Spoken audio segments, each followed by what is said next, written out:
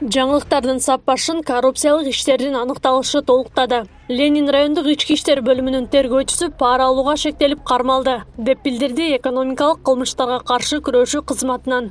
Буга чейин арыздануучу жаран тергөөчү андан акча талап кылгандыгын билдирген.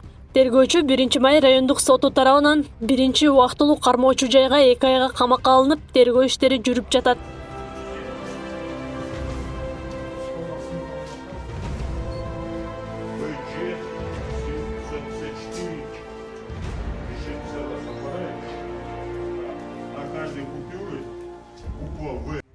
УКМК Ош шаарындагы жылуулук электр борборунда коррупциялык схеманы аныктады. Маалыматка ылайык, бул борбордун кызматын ири коммерциялык ишканалар мыйзамсыз колдонуп келген. Алардын көпчүлүгү мончо, спорт зал, медициналык жай жана көп кабаттуу үйлөр.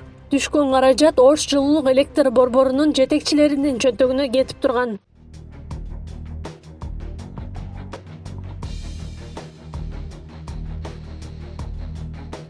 Жомоктогудай хан сарай, ичиндеги кымбат жасалга, асман тиреген үйлөрдөгү батирлер, алтын жасалгалар. Мунун баары УКМК жарыялаган Кримтөбөл Женгонун байлыктары. Атайын кызматтын билдиришинче, бир нече жолу соттолгон Кадыр Досонов эч жерде иштеген эмес жана кылмыштуу жол менен ири байлык топтогон. Анын туугандарына жана тааныштарына катталган 19 автоунаасы, 15 турак жайы жана 35 жер тилкеси аныкталган. Ошондой эле маалыматта Кадыр Досонов бир нече курулуш компанияларда да ири каражаттары бар экендиги айтылат. Бул аптада бажы кызматынын төрагасынын мурдагы орун басары Райымбек Матраимов кайрадан кармалды. Ал УКМКнын тергөө абагынын убактылуу кармоочу жайына киргизилген. Мурда маалымдалгандай, УКМК тарабынан сотко чейинки өндүрүш уланууда. 2021 жылдын 18 февралында мамлекеттик бажы кызматынын төрагасынын мурдагы орун басары Райымбек Матраимов УКМКнын кылмыштуу кирешелердин легалдаштыруу фактысы боюнча козголгон кылмыш ишинин алкагында кармалды. Ал УКМКнын тергөө абагынын убактылуу кармоочу жайына киргизилди. 48 сааттын ичинде сот ага карата тергөө бүткүчө баш коргоо чарасын карайт. Кече ошол Райым Матраимовду камакка алгандык, эми экинчи баягында бир оор айып менен камакка алынгандыгын мен абдан кубаттадым. Себеби эми ачыкка чыгыш керек да барды. Качанга чейин ошондой өздөрүнүн троллдору менен, өздөрүнүн жасакерлери менен ушу эме кылып, пикир түзүп, керек болсо массалык маалымат каражаттарын да башына айландырып, ал эми эл болсо тажап эле бүттү да.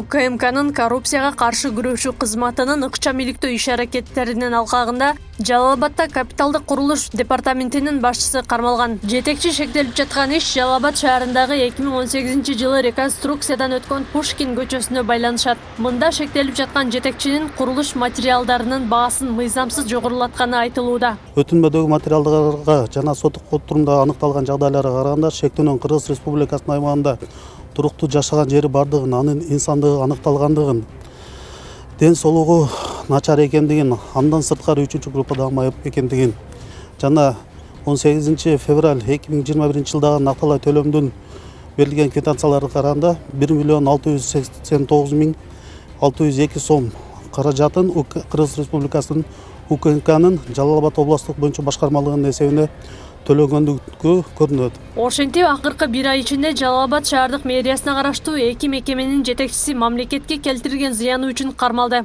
Мындай көрүнүштөргө серепчилер баа берип, жетекчилер кезинде келтирген кемчиликтер үчүн мөөнөтүнө карабай жооп бериши керек деген пикирин айтышууда. Ал ортодо Жалал Абадтагы дагы бир катар курулуштар боюнча иш ачылып, буга чейин шаарды башкарып жүргөн айрым жетекчилер да жоопко тартылып калышы күтүлүүдө.